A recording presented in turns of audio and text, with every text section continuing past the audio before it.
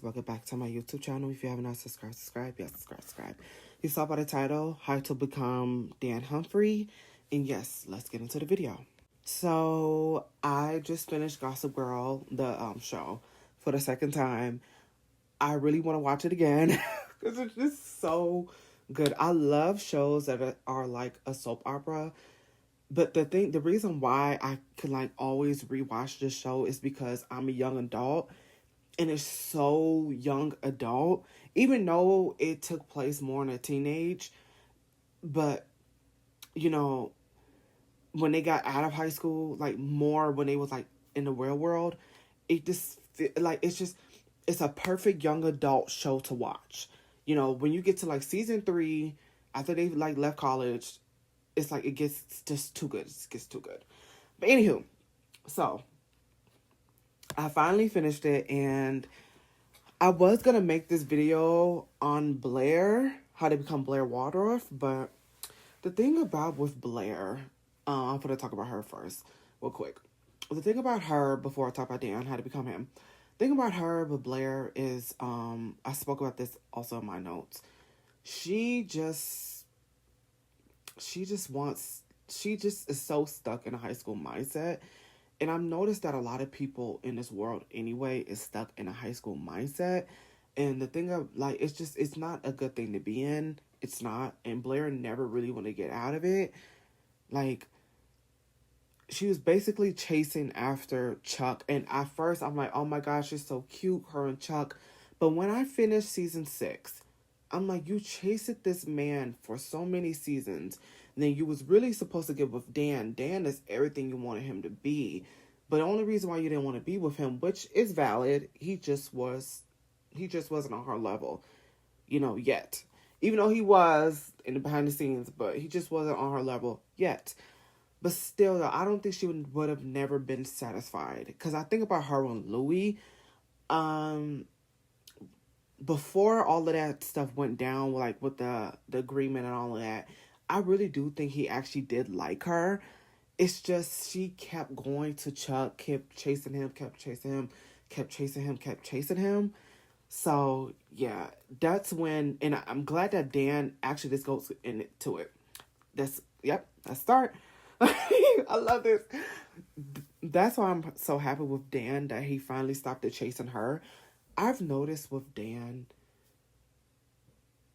he didn't want to keep chasing after Blair. He didn't want to keep chasing after her. Like, he liked her, he wanted to take care of her and stuff like that. Not like with the finances wise, but it's just like they both loved the same books, they both loved the same films. They was basically twin flames. And, after a while, he just didn't chase her. He just didn't want to keep chasing her. And that's one thing, how to become Dan Humphrey, is stop chasing people. He always loved this Serena. He always kept her in the back of his mind. I think that's why he started Gossip Girl. He always knew that she was his one when he first laid eyes on her. He just didn't want to keep chasing after her and kept chasing after her because he knew that she wasn't ready yet. You know what I'm saying? Even though sometimes he wasn't ready as well. But he just wasn't the type to keep chasing. And I love that about him because he knew that, you know what? You didn't want me no more. I'm going to go with somebody else. And that's what I loved about with Dan. Because in life, you need to stop chasing after people who don't want you. Period. Stop chasing after people who just don't want you. Just stop. Just stop. And that's another thing I'm going to talk about as well. Dan was finally realizing what power that he had. And he really noticed that with season 5. He realized that they were all using him. They were using him for his gain. They were using him to get back at people and stuff like that. Like, basically, he was their puppy dog. And he realized in season 5 that he had power. And that's where in season 6, he really took over and became, established. He really was like, you know what? Because when he released his first book, when Vanessa release of that book without his knowing, and everybody loved it, etc. But the book really flopped. I think he was realizing that then, like, these people really don't care about me. They just want to destroy everything I have. They claim that they don't like me because I stay in Brooklyn, but then when I release something, they want to destroy it. Because they knew what power that he had. He always had power. Dan always had power. And they just didn't want him to see it. They didn't want him to see it. They didn't want him to hear it. They didn't want him to know it. They never want him to unlock that power. You know what I'm saying? That's why I'm so glad he always kept Gossip Girl private, because if he would have told them about it, they would have took over Gossip Girl, which they have. Serena took over it, but they didn't know that Dan owned it. If they would have known day one that he had that, he would have been in so much big trouble. Big trouble. They treated him like a charity case. And when you're the charity case friend, all they're going to do is walk all over you. You're basically their assistant. Whatever they say, you do. And I think with Dan, though, he always, like, because okay, how to become Dan Humphrey as well. This is another thing. With Dan, I think he known that he was their charity case, but he knew, because at the end of the day, all he wanted to do was become next, because he always loved Serena. That's why he started Gossip Girl. He knew that he couldn't be next to Serena because he wasn't inside of the bubble. He wasn't inside of it. So I feel like with Dan, he did the things that, and that's what I'm noticing as well. I'm getting it now. I think he's realizing, I'm realizing now that with him, the reason why he let it, like, the book fail, he let them, like, destroy a lot of this stuff, because he wanted to get on their good side, because he wanted to be friends. He wanted to stay friends with them. He wanted to get inside of the bubble with them. He wanted to have power just like them. Because when you try to get with the elites, you cannot get around them if you don't have anything. This is why they always said, "You from Brooklyn. We don't like Brooklyn." You know, everybody now goes to Brooklyn. Or, you know, "Oh, we don't like people from Brooklyn. We don't do that. We don't do that. Ill. Like, get away from me. We from the Upper East Side," etc. You know, stuff like that. So when they were sabotaging, he was doing their dirty work. He always doing it because he wanted to gain power. He wanted to get inside of that bubble because he wanted to get his prize. Serena. He always wanted Serena. He didn't chase after her like that. Well, he did silently, but he just wanted he wanted to have power. And I don't blame him, because, you know, he goes to that elite school. He goes to that uniform school. He's on scholarship, etc. Not a lot of people get a scholarship. And, you know, he wanted to take advantage of what he was around. And I don't blame him. Like, he didn't want to just keep being a Brooklyn kid. And, you know, his father, you know, Jenny, she tried to do everything in her power to not become that Brooklyn kid, but she just couldn't handle it like Dan could.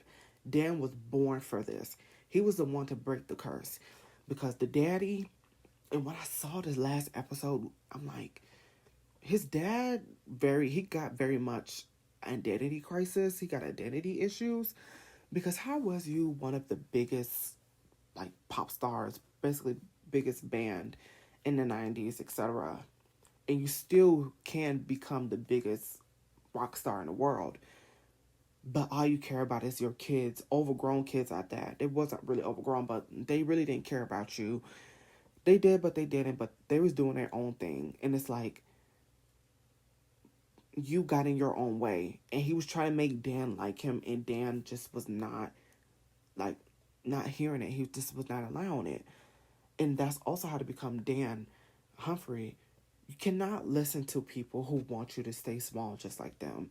Dan's father did not want he didn't want to be powerful. He didn't want all of that. He just was so punk. He was a punk. He was a punk. He didn't want to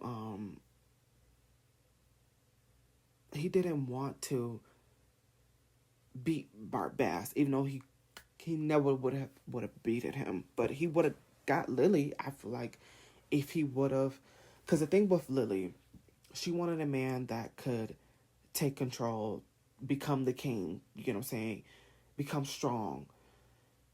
The dad, Rufus, just was not the type of dude. He just was not. He just was so punk. He just, because look at with Dan and Jenny mom. Like, look at her. Like, she left because she just couldn't take it no more. And the whole time she had a whole nother boyfriend. That's because you let her walk all over you. The only reason why Dan let them walk all over him because he wanted to have power. It was he's getting something in return. You know what I'm saying? And that's how he got into those rooms. He wanted to gain control. I mean, he wanted to gain power. You didn't. You just let him walk all over you because you were just dumb. Like how Ivy walked it all over him, etc. Rufus just was dumb. And I'm glad that Dan realized that because him being around Vanessa, oh, you know, I can't stand these elites people. Oh, they're so snobby. They're so this. They're so that. And Dan just was not hearing it. Dan was like, anyways, girl, you on your own. I'm trying to get up, you know, up out of here. I'm trying to get up out of this sunken place. I'm not trying to stay small. I'm trying to give me some power because I love this girl. And the reason why she won't date me is because I don't, even though she did, but I know that I have to have some power some way, somehow, in order to protect her, etc. You know, for her mom to be, you know, appreciative of me and accept me, etc. He knew that he had to do what he had to do, but also he just didn't want to be that charity case anymore. He didn't just want to stay small. He wanted to get up. And Vanessa and them, they claimed it like they wanted him to, you know, win and whatnot. They really didn't. They only wanted to win for themselves. But yeah, it's a lot. It's a lot. But there's another thing. Dan slowly realized that they were ruining his life. Like, he realized that he was not getting benefits anymore. Because I think he realized that they caught on with what he was doing. So they started to destroy his life even more. And it really made him hit rock bottom until he met Georgina again. And luckily for Georgina, rest in peace to the actress, Michelle. Oh, she just was so good. Oh my God. But when him and Georgina, they was a match made in heaven. When them two got together and to like really take over Upper East Side, it was the best thing that happened in this show was them two come together. Because when her and him locked it in, they locked it in. You know, his chapter was getting released on Vanity Fair. Everybody was liking him. He was becoming that elite star. And this time, because the first time around with the book, they destroyed it. You know, I think now I'm like, oh, it's kind of fun his benefit. I think because he wanted to get on their good side. But the second time, he's like, I'm not playing the way I was trying to play it. This time, I'm gonna take charge. I'm gonna, you know, not gonna let them destroy this. You know, I thought this was gonna be a way for me to get into these rooms. Clearly, it was not. So I'm gonna say what I want to say, tell the truth, and I don't care if it's gonna hurt them because they already do it anyway. They already sending me stuff. It's a Gossip Girl about themselves anyway. So I'm gonna do what I gotta do and win. And he did just that with Georgina, and I loved that. Because they always wanted to keep Dan close because they knew the power he had. I think I already said that. Yep. And yeah. Yeah. And the final thing I want to say is with Dan, how to become Dan Humphrey is he was up for the battle. He was up for whatever was coming next. He was up for the fights. He was up for the, you know, the losses. He was up for the betrayals. He was up for all of it. He didn't just want to stay small because he knew that he didn't want to stay that Brooklyn kid. He knew that he wanted Serena Vanderwoodson. He knew he wanted her so bad. And he knew that he had to do what he had to do to get her. And I loved it that, and in the end, that Serena wasn't mad at him for being Gossip Girl because even Chuck and them, you know, because they grew up. And that's one thing I would say. I'm so glad that him and Serena. Oh, yeah, I wanted to talk about this as well. This is the fun thing. How to become Dan Humphrey. Get you somebody that is on the same level as you, but want to go up the ladder. Serena, when she left on a train and then she met that dude with that daughter, I didn't like how that happened, how she was doing the drugs and all that. But I think I finally realized, I was like, because she was going to move to LA. I loved that Serena wanted to grow up. I love that Serena didn't want to stay in a high school fantasization. She didn't want to stay in that bubble anymore. I was like, Blair did. I loved that. Because Dan was the same way. That's why there was such a match made in heaven, because you would have thought, because look at Blair. If you would have kept chasing after Blair, Blair would have probably whooped him, like, well, not whooped him, but like beat him up, like destroyed his life, like to the meat. But when they all found out, Serena just didn't care. She was like, you know what? She was impressed. You know, Nate was impressed. Chuck was impressed, because they all were growing up. They didn't want to be stuck in a high school mentality as Blair was. Blair was like, oh my God, we can't have him around us. You know, now you think you're one of us. And, you know, Chuck and them like, well, fair play, fair game. You won. You know, now you're part of our table. Now you're part of our bubble. You know, you are one of us. You did the work. You know, and I love that for that they gave him that respect. They gave him that respect, and that gave him more power. And Blair hated that. Blair hated it. But I loved it how him and Serena got like together, because even Serena was realizing, like, you know, Blair wanted to destroy my success. My mom wanted to destroy my success. Everybody around her wanted to destroy her success. And they always making like, oh, she just was a bad case. She just was so terrible. She just was this and that. And the whole time they were, you know, especially her mom, Lily. Oh my gosh. She always thought Serena just was this stupid little kid, you know, etc. And then when Serena started to do what they were saying, they got mad. Like, see, I told you so. And I think Serena finally realized that, like, you know, you guys don't want me to be in my power. You guys want me to be down. You want me to be your puppet. You want me to always be down so you can come get me, to come pick me up. And Serena realized that she's like, no more of that. I'm going to take charge. I'm going to move to LA. I'm not dealing with this no more. I'm not dealing with this high school mentality. I'm not dealing with this with my mom. I'm not dealing with this. She was like, I'm going to be an adult, and I'm going to go.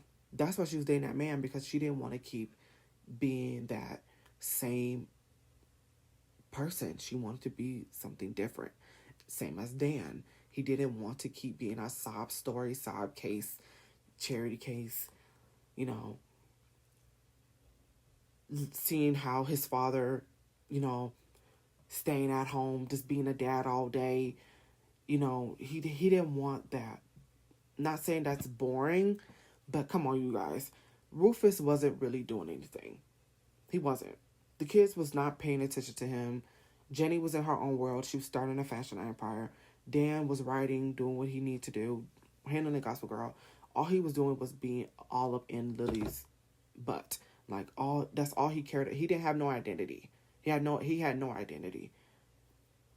Because he didn't want to he didn't want to keep his power. He didn't. Mind you, Lily always told him to keep his power. He just didn't want to. This is why Lily always walked it all over him, and she treated him like a lapdog, because he let her do that. Dan, when he saw that around, he didn't want that to happen to himself. He didn't want to be that lapdog like his father was. He didn't want to just let people walk all over him and just do all that, you know? So, yeah. Because I feel like I'm repeating myself, but yeah,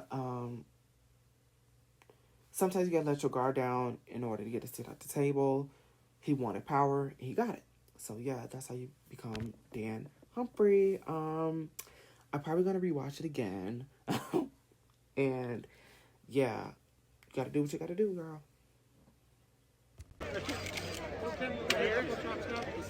Go right straight out, look in. Look in. One quick question.